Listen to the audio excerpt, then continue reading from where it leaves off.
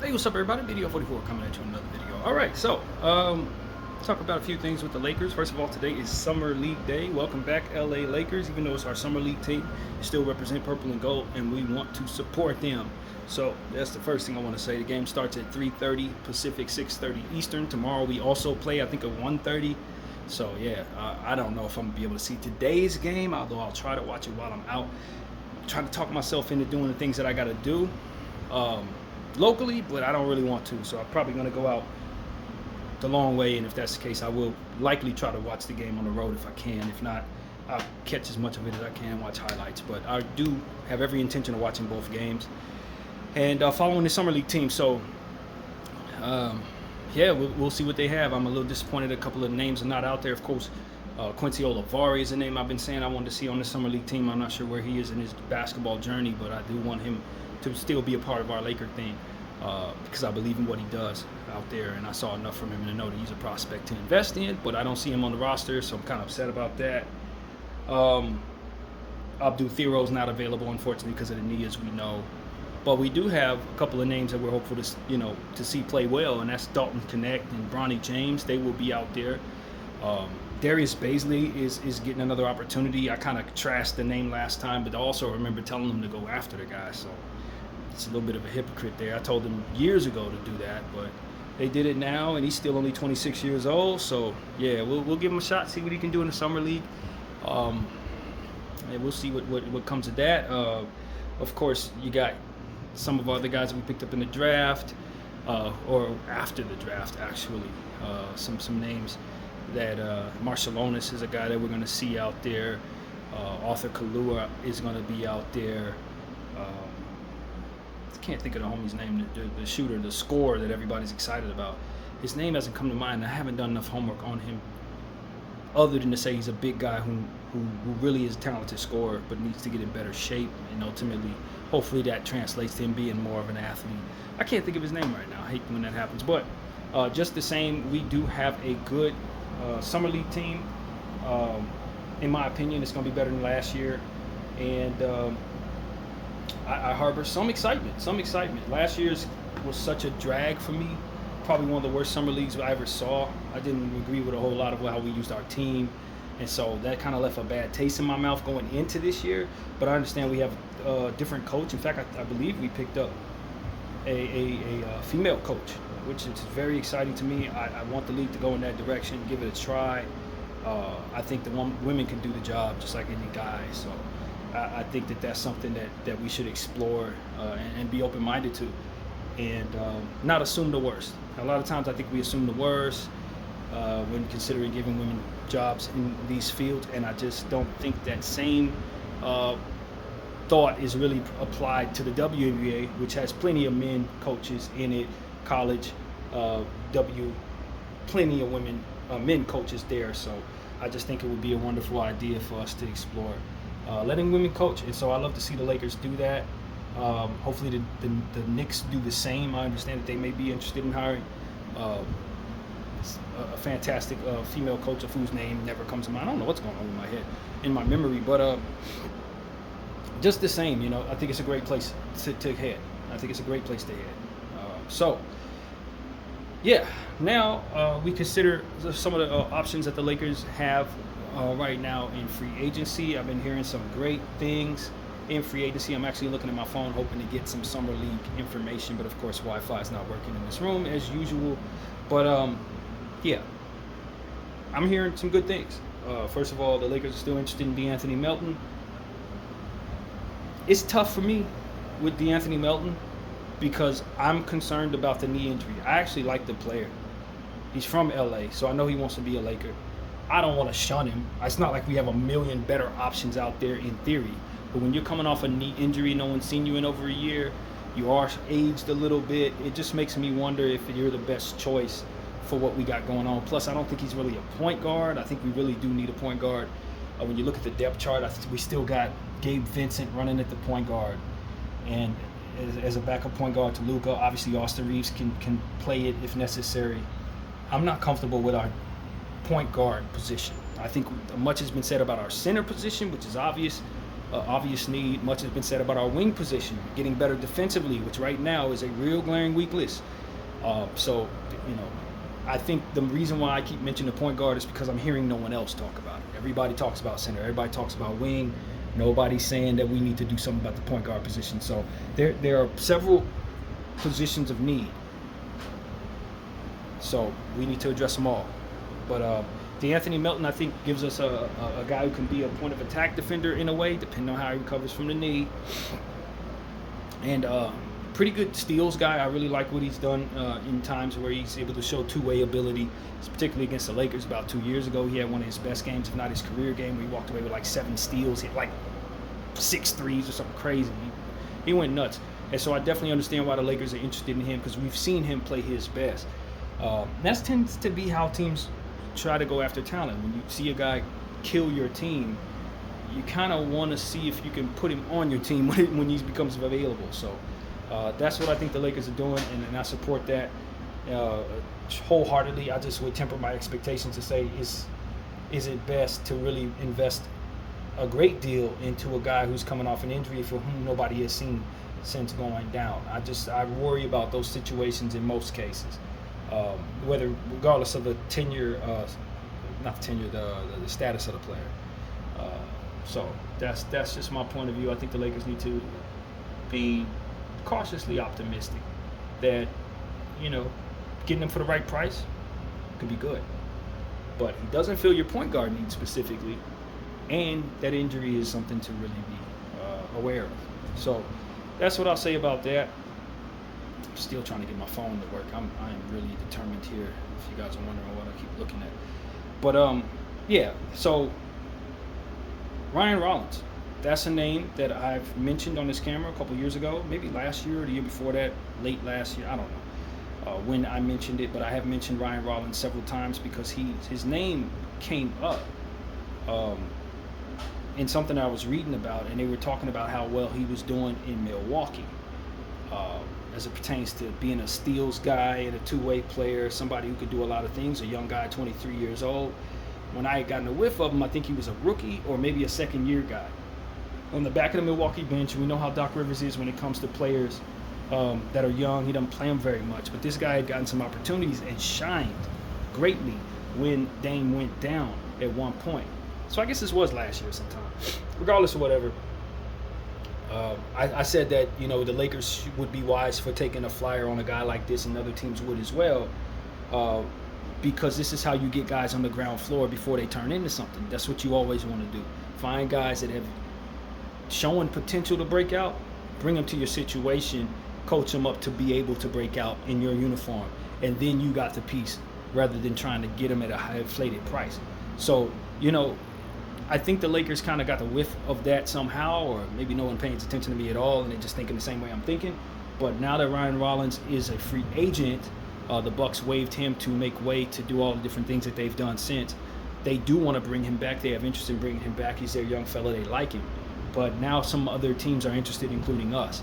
The names of the Portland Trailblazers, San Antonio Spurs, the Phoenix Suns, were the names mentioned. There might have been another name, but I think those were the names mentioned along with us. And if I'm him, I'm super excited about going to the Lakers, you know, because it's the Lakers. And that gives me a great opportunity to shine. I've been stuck in Milwaukee for a long time, for at least 2 years, whatever it's been. This gives him an opportunity to really be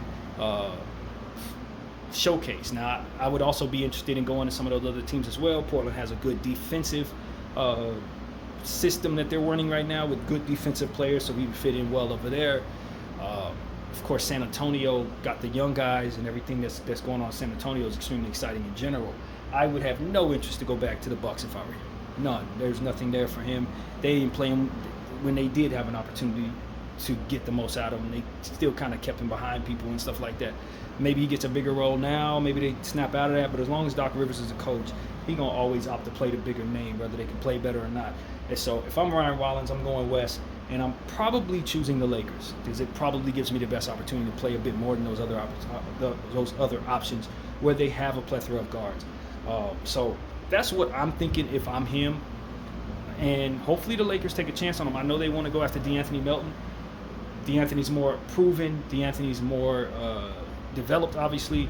DeAnthony's older, and DeAnthony's coming off an injury. And if I had to choose between the two of them, I probably, just the way that I am, probably go with the flyer on the young kid that's going to cost a lot less, allows me to slap more next to him, rather than going on a mid-level beyond exception. I think they're going to have to give him a little more than the mid-level exception for DeAnthony Melton, because I think there may be a bidding war for him.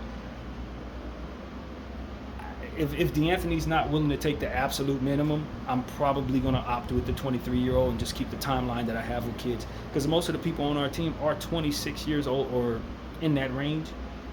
Bringing in youth is more of what keeps us current.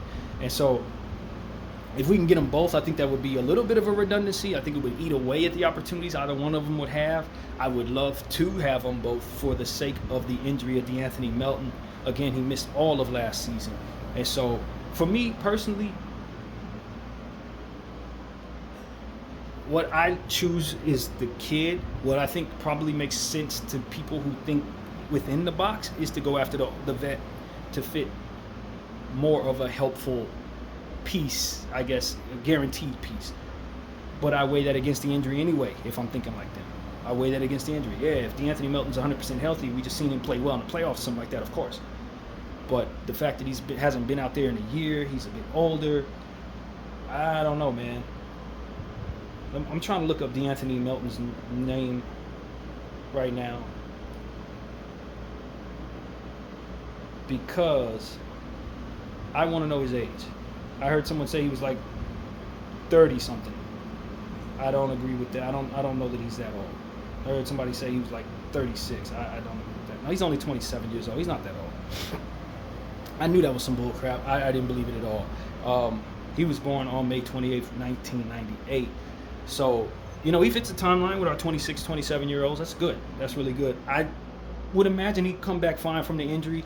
It was a serious injury. He did have surgery. But given his age, it's not like I'm overly concerned that he's not going to be all right. I thought he was a bit older than that. I'm glad I looked it up. So, for me, I would like to have him on the team. I liked him when he really killed us out there. He averaged 10 points, 3 rebounds, and 2 assists, 40% from the field. So he can play both sides of the floor. He's a good piece. He's a good piece to have, man. The way that I am, though, am always looking to get younger. I'm always looking to bring in the upside piece that could potentially turn into something, and all of a sudden I got something somebody wants. I'm always looking for that piece. And I think that for what I do, for my philosophy on how to build, I just go with Ryan Rollins. Cheaper, higher upside, I go with Ryan Rollins. But I respect the Lakers not doing that. This guy is from this place I'm standing right now. He's actually from North Hollywood. Went to USC. If I'm not mistaken, Ryan Rollins went to USC too. But and they're similar players. They both kind of do some of the same stuff. So yeah, I would be happy with either one of these guys. And I hope the Lakers give some strong consideration to both of them. I think it's the most responsible way to put it. I think I could always be wrong. Take a flyer on a young guy, it turns out to be nothing. Frustrated, So I don't know, but given what I know about Ryan Rollins, I think it's a great time to go after him. Doesn't say he went to USC, by the way. I think I heard that somewhere. So yeah. Dakota High School is a magnet high school in Los Angeles. He is from out here. He went to Dakota High School. Ryan Rollins is an LA guy. They don't have as much information on him off the rip. That's what I don't see. Yeah. But whatever the case may be, he has some ties out here in theory. It says he's from Detroit. Dakota High School is out here. Maybe they got one in Detroit too. Who knows? Point is, both of these players are similar. The interesting thing about Ryan Rollins is he has a significant arm length to his height. I think he's like 6'3" with like 6'10" arm length. That really helps with steals and stuff like that. So that makes for intriguing tools for a shorter guy. You don't play short, basically. And he helps on both sides as well. So, yeah, man, I would be interested. The Lakers should try to fill that piece. But there are things that we also need to address, and we can't be deficient in our team building, regardless of what we think our ceiling is going to be. We got to make some sense out of here this year. Those are the things that came to mind. Pretty excited about what the Lakers can ultimately do there. The person I forgot to mention in regards to our summer league is Eric Dixon. That was the name that I couldn't think of. That individual is going to be one of the stars out there, and I look forward to seeing what he can do. The names are in front of me: Darius Baisley, R.J. Davis, Eric Dixon, DeJuan Gordon, Bronny James, Trey Jemison, Ty Johnson, Arthur Kaluma, Dalton Connect, Augustus Marcialonis, Sam Manega, Julian Reese, Sir Jabari Rice, DJ Stewart, Cole Swider, welcome back, and Ethan Taylor. So those are the names, and hopefully they have some game, man. Hopefully they play well. Against the Golden State Warriors, I believe the game is tonight. This is the California Classic. We usually don't do that great in the California Classic. We usually get off to slow starts and end up picking it up.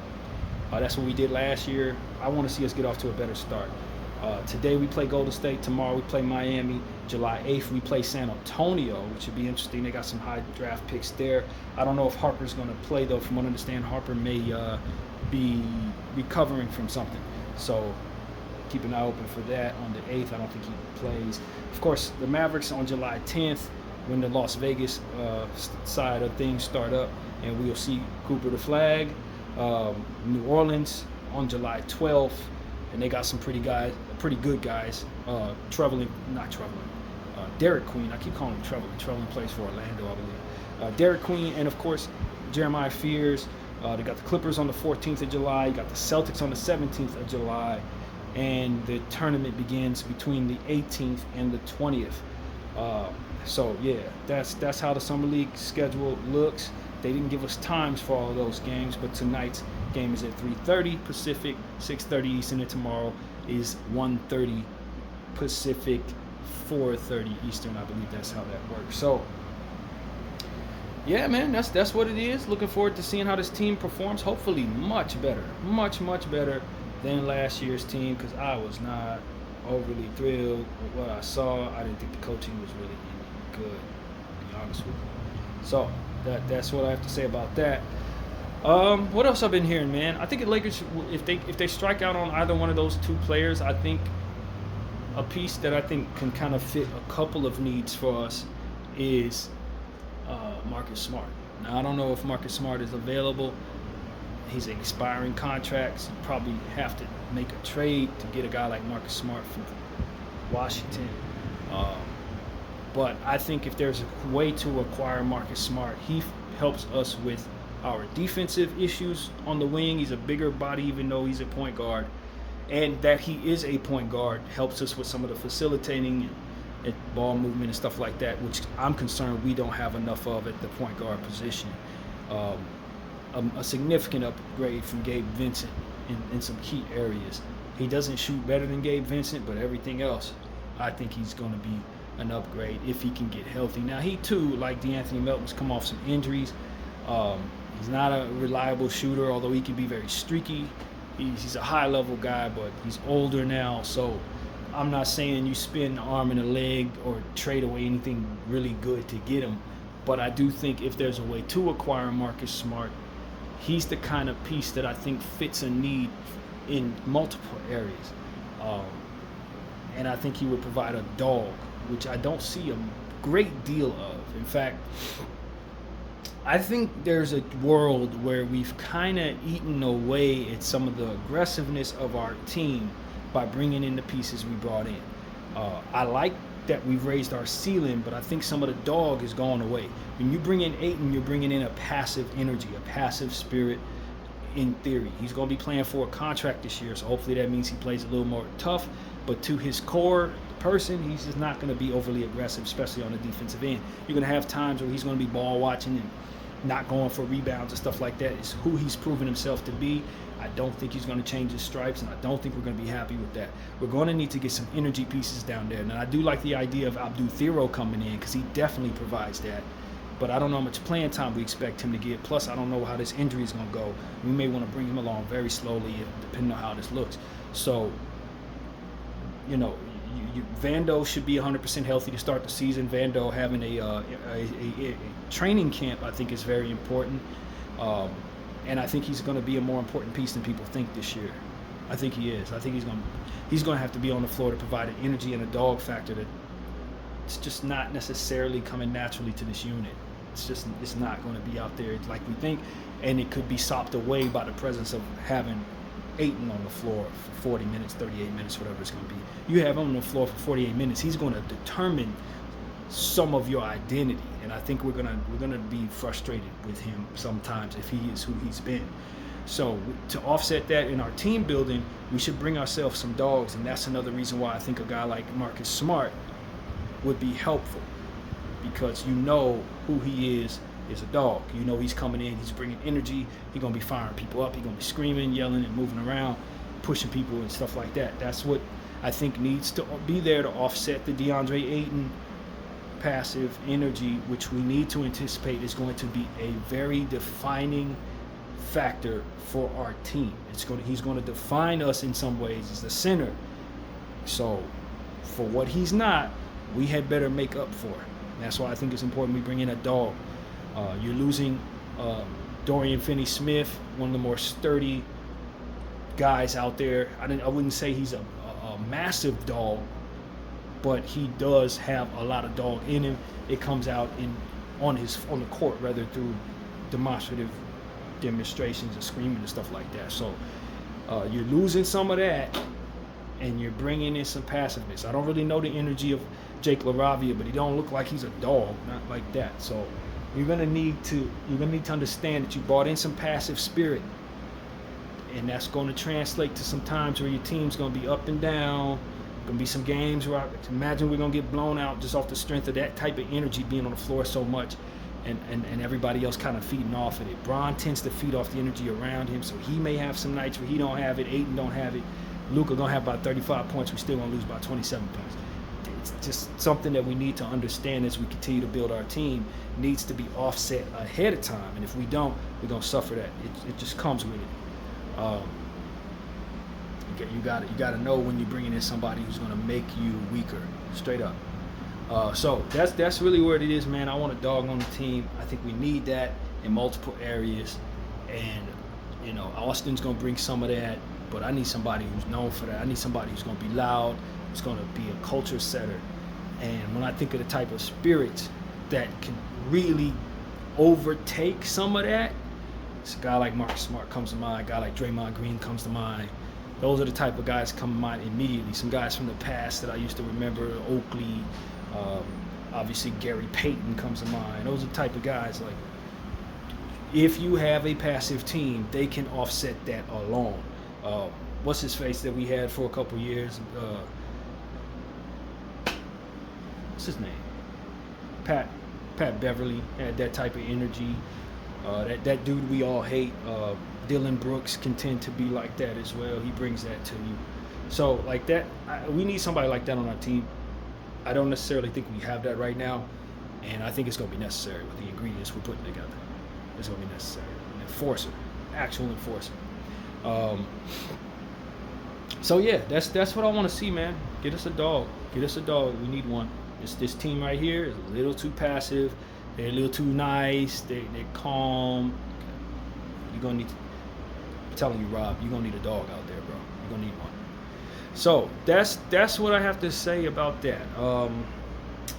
But all things considered, I think the Lakers are doing good. I'm one of those people that's been pleased with the decisions we made. I love that we were able to get DeAndre Ayton. That's a good problem, quote unquote, to have when you consider what we looked like at the center position beforehand, what we would have looked like if we didn't sign him. This is a great thing. We'll be happy with whatever he brings to the table, because it's going to be better than anything we had last year for certain. So it's not me saying, oh man, why are we bringing Ayton, like a lot of talking heads I've heard. Why are we bringing Ayton? Because we couldn't do any better, and that's what it is. I mean, you don't turn away a position of need with the best player available because he may have disappointed in other areas, in other places. That's a terrible decision, because what you're left with is the trash that you had. You don't do that. You bring the guy in and you do your best to create the environment where what he does naturally negatively doesn't kill you. You know what I mean? And this is what it's about. It's about bringing the stuff to you that can offset his weaknesses, maybe hide or mask some of his weaknesses. I wouldn't be against the Lakers. It may not be possible, but I wouldn't be against us bringing another power forward who can rebound the ball very strong. But here's what the Lakers are running into, though. If I'm being real, we got some guys on our roster that I think we need to move on from. And if we could create roster spots in their stead, we could bring ourselves a backup point guard. We could bring ourselves a dog power forward. We can maybe bring our guys, Ryan Rollins and Anthony Melton. But that's the issue. You need to move on from Gabe Vincent, Shake Milton, and Maxi Kleber. Those three people. I think if we could remove them and replace them with the pieces that we need, now we're looking at our roster very strong. It's no disrespect to those guys. I don't know that Maxi Kleber can't be a help to us in the long run if he gets healthy, but I don't have any desire to have his piece on top of everything else I got. I don't need him here. He can be stretched, waived, although that's probably not the best route, traded, move him out, bring in the piece I need. Bring me a Marcus Smart, bring me a big guy who could rebound, bring me a wing that could guard multiple positions. That would be good. Shake Milton. I don't need Shake Milton, man. Shake Milton's a nice 2 guard. He's cool, but he's on like 2-3 year contract, $3 million a piece. Waive that. Move him on to where he's going. Bring me that piece I need. Bring me a rebounding big. Give me a backup point guard and get other people involved. Gabe Vincent, he's an expiring contract, player who's done some good things in this league. I don't think it's as urgent to move him if I can get rid of those other two, but I want somebody a bit more athletic, a bit more playmaking in that way, a bit more reliable three-point shooter since we've seen him be hot and cold from behind the arc. I just think Gabe Vincent, he can be used in other places maybe. I don't really want him at my backup point guard position when he doesn't play make. He can defend some. I thought he was really solid defensively, but he didn't move the needle enough to make it so that I just have to have him on the roster this year. And as his contract is expiring, I think there could be somebody out there who'd be willing to take it and maybe give me what I want.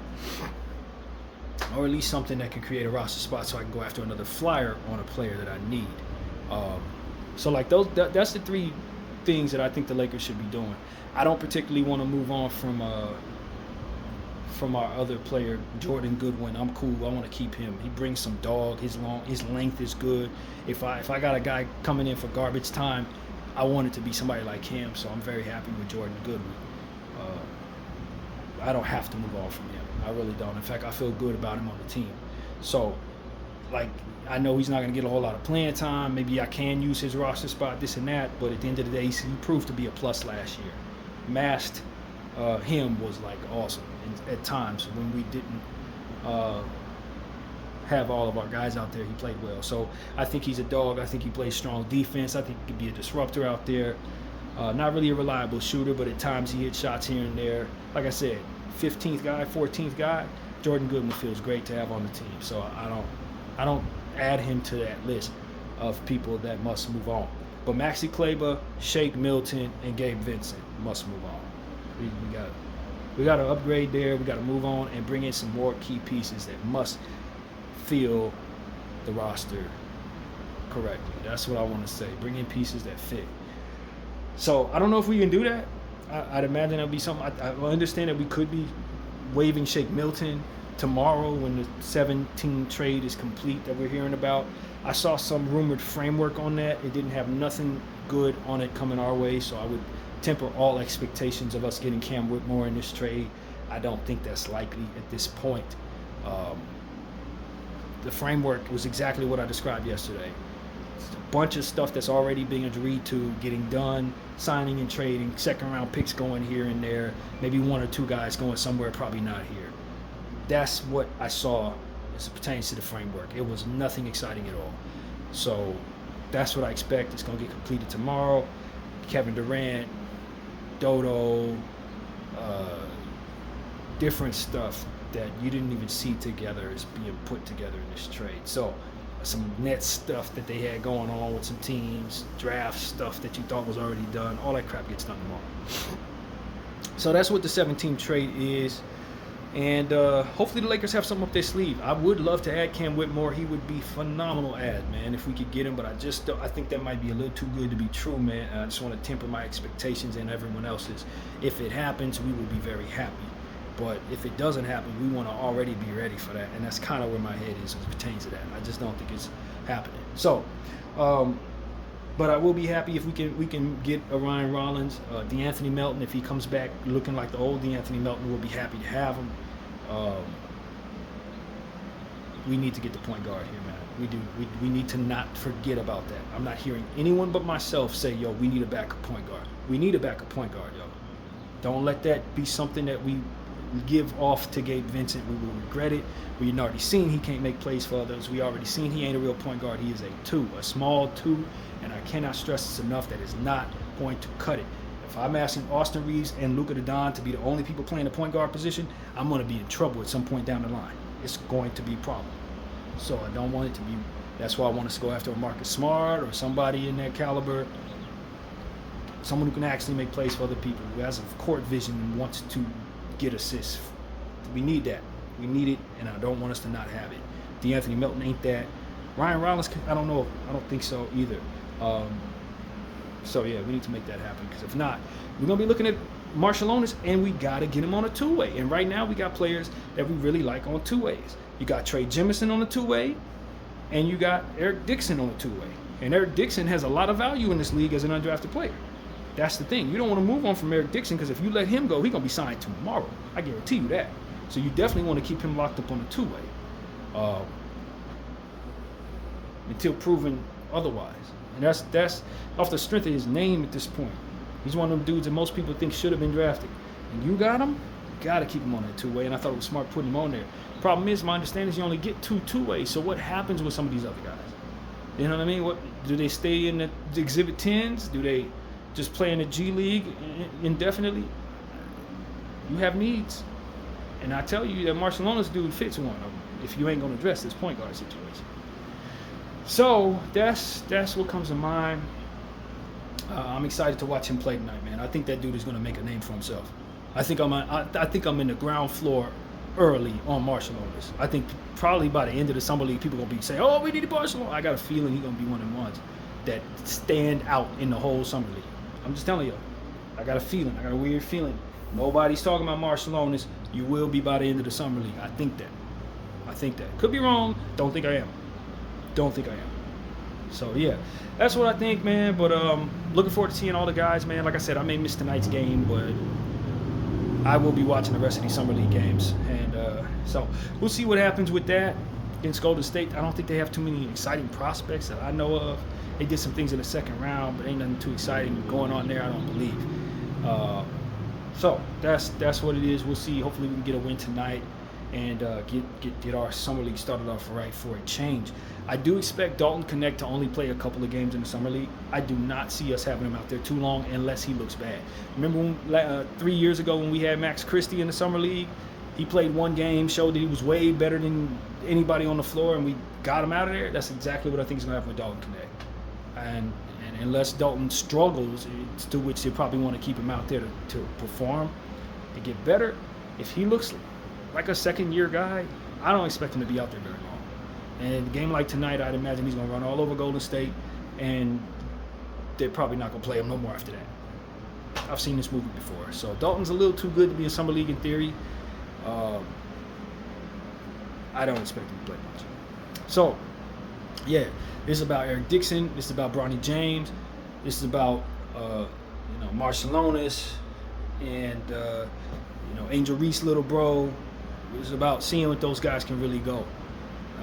Arthur Kalua, I want to see those people play. So that's pretty much what I have to say, man. I hope everybody enjoys their summer. I'm enjoying mine thus far. It's been more eventful than usual so far in the NBA, and I'm sure there'll be more conversations to be had. So, go Lakers, BDF 44. I thank y'all for watching.